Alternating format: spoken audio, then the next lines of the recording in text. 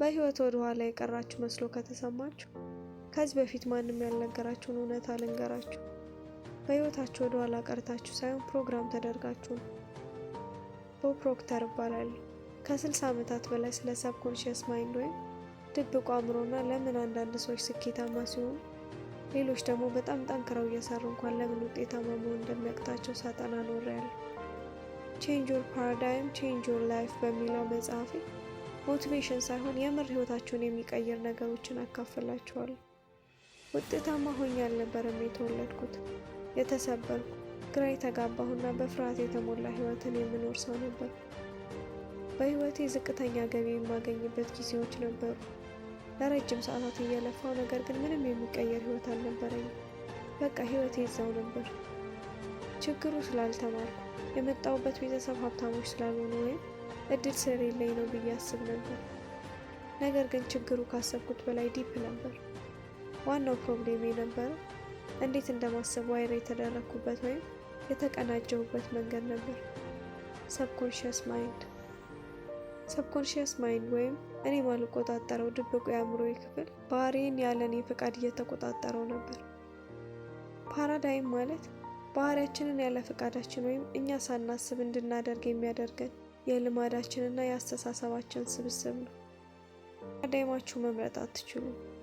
ነገር ግን በጣም የምትደጋግሙት ነገር ነገሮችን አስቦ ከሚያደርገው ሳያስብ ወደሚያደርገው አእምሯችሁ ክፍል ያዘዋውረዋል። እናም ፕሮግራማችሁ ይሆናል።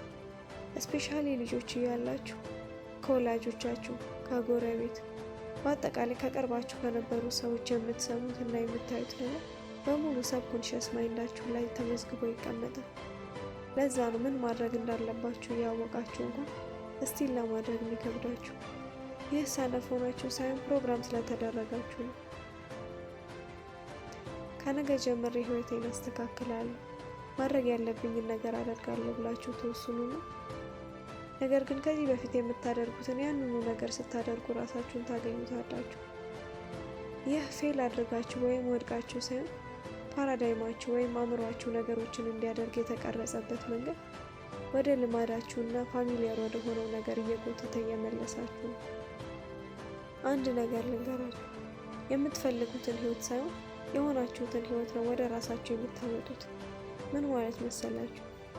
መጀመሪያ መድረስ የምትፈልጉበትን ወይም ማግኘት የምትፈልጉትን ነገር ትለያላችሁ። ከዛ ግን ያን ነገር እንዳገኘ ሰው ሆናችሁ መኖር ትጀምራላችሁ ማለት ነው።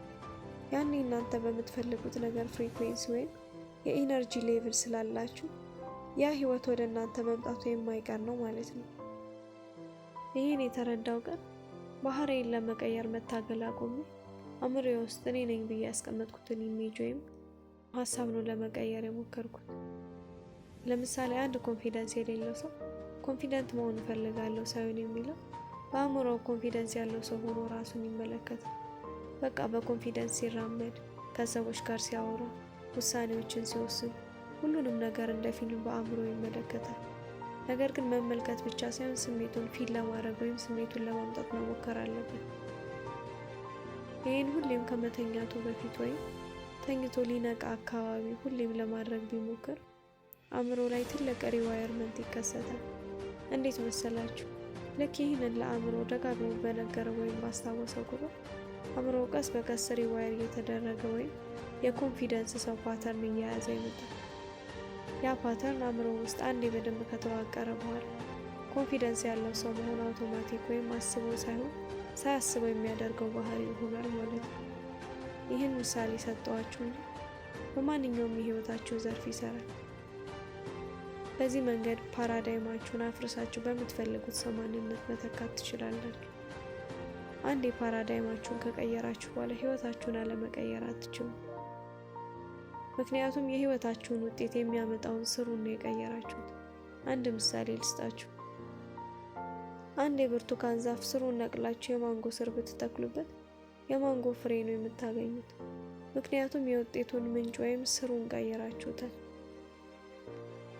ኮንፊደንት እስክትሆኑ አትጠብቁ። ኮንፊደንስ እንዳለው ሰው አክት አድርጉ። በቃ ማስረጃ መጠበቅ አቁማችሁ ራሳችሁ ማስረጃ መሆን ትችላላችሁ። ውጤት የሚመጣው ፓራዳይማችሁን ከቀየራችሁ በኋላ እንጂ በፊት አይደለም። እዚህ ምድር ላይ ሰርቫይቭ ለማድረግ ወይም በህይወት ለመቆየት ብቻ አልመጣችሁ። ነገር ግን ሙሉ አቅማችሁን ወይም ፖቴንሻላችሁን ለመጠቀም የመጣችሁት ፓራዳይማችሁን የቀየራችሁ ሰዓት ህይወታችሁ ሙሉ በሙሉ ይለወጣል። ምክንያቱም ዋናው ሶርሱን ወይም ምንጩን ያስተካከላችሁት። ይህ መጽሐፍ አስተምሮናል ብላችሁ ካሰባችሁ ላይክ ኤንድ ሰብስክራይብ ማድረግ አትርሱ። በቀጣይ በአዲስ መጽሐፍ እስክንገናኝ ድረስ ሰላም ሁኑ።